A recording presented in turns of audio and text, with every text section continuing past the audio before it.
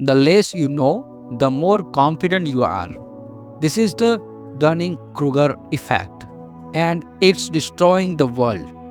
Here's how it works.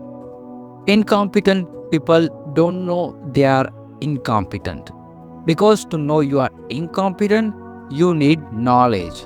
You need to understand the field enough to see what you don't know. But they don't have that knowledge. So they don't know what they don't know. This creates a problem. Beginners are overconfident, experts are self doubt. A beginner starts learning piano after 1 week. They think they are good. They don't know what they don't know yet. An expert has been playing for 20 years. They still doubt themselves because they know how much they don't know.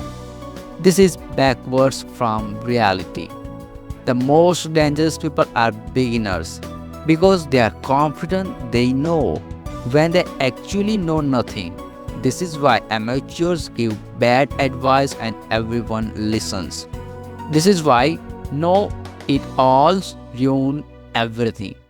This is why idiots run countries and people follow. Dunning-Kruger means incompetence is invisible to itself. You can't know you are stupid because stupidity prevents the self awareness to know you are stupid. Here's the truth: if you are supremely confident about something, you probably don't know it well. If you are doubtful and hesitant, you probably know it well.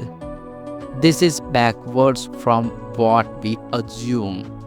We assume confidence equal knowledge, but it's often the opposite.